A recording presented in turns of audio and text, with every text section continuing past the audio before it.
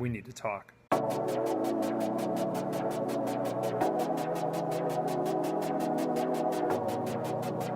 So I've been having this thought lately that like everything's my fault. Good, my fault. Bad, my fault. Don't have a job that I want, it's my fault. My family isn't the way that I want. My faith isn't the way that I want. My weight isn't the way that I want. I don't lift as much as I want. Like all the things I want in life, it's all my fault. So in a minute, I'll share kind of some of the biggest mistakes I've ever made in business and kind of in life, and why it's all kind of related to this one idea. Probably should have done one just with one, like that's 2 or 11. So I've been seeing this like 20 places recently. I can know when God is trying to tell me something, that's the first thing that he does. He puts something everywhere. So I'm trying to listen. And I saw recently Jason Fried posted something on Twitter to the effect of seek fewer mentors, be more self-confident. Everybody's just waiting for permission. They want some mentor to guide them and give them permission. You don't need any of that. What I love most is that he ended it, he said they're waiting for that mentor to show them the way. There is no way. And I think that we all are just kind of asking for permission to do what we already know we should do. Everything I've ever done in my life, I already knew. I just wanted somebody who I felt like was smarter than me to say, yes, I agree, you should do that. And I wasted a ton of time. I've seen it in videos with Gary Vaynerchuk. I've seen it in videos of Tony Robbins, like fucking Tony Robbins. That's all his events even are. It's just him giving permission to people to do what they already know they should do. He's unlocking something that's already within them. You don't need to ask permission. I've even had people ask permission from me, like, who the heck am I to ask permission from? Like, you don't need me. What I love is Seth Godin has this book called What to Do When It's Your Turn, but the subtitle is It's Always Your Turn. Raise your hand, take your turn. It's always your turn. Because the thing is, you don't need their permission. I love Chase Reeves from Fizzle, says he's always just waiting for that phone call. Like, I guess this is the phone, maybe like the iPhone. Like, I know somebody does phone like this. Anyway, Chase always has this analogy of like he's waiting for the phone call from Seth Godin to say like, hey Chase, you're doing a great job. I want you to come be my son. Like, Seth Godin's never gonna call you and give you approval and ask you to be his marketing child. Like, it's not gonna happen. So what are we taking our turn for?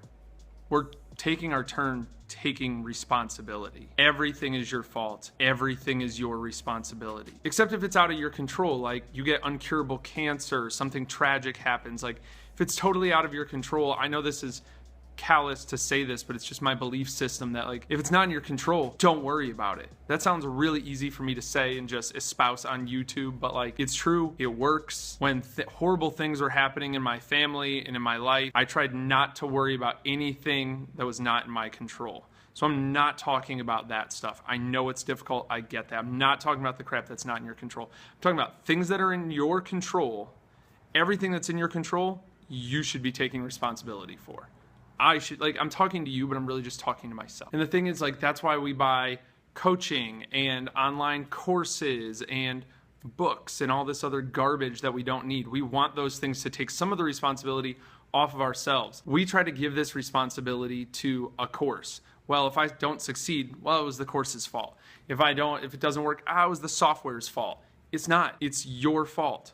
All the time. It's your responsibility, not their. Those are just tools. Everything's my responsibility. And here's the thing, like, here's the pitfall that people fall into is that like they think that if they give the responsibility to somebody else, for some reason, like they'll be able to be more successful. That person will contribute their part and then you'll be able to do the rest and you'll be successful. It doesn't freaking work that way. Giving responsibility to somebody else for your success is a job. That's what you do at a job.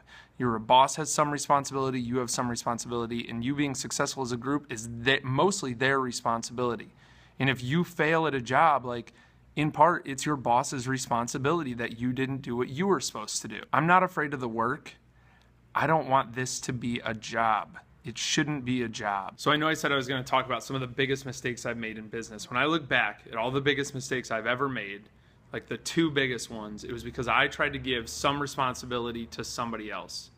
I brought on a partner with not even a partner. I brought on a friend to work with me at gear reviews with no written agreement. None. And all of a sudden he saw that I was making money. He wanted some of that money.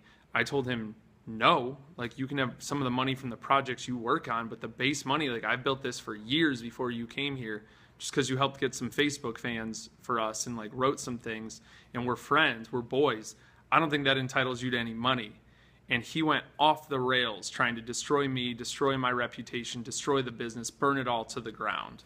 The second time is when I hired a business coach that I knew in my heart of hearts was not the right fit for me. I don't think that business coach is the right fit for anybody, but definitely not for me. And I knew, but all of the hype and all of the, I was just trying to give some of that responsibility to him. If I hire him, I'll be successful. And I forgot that I still had to do the work. It's always been me trying to give the responsibility to somebody else. But in truth, it's all on me. It's all on you. So take it seriously. I've been Brendan Hufford. Don't forget to work hard, be nice people. Don't get too lost trying to make something that matters.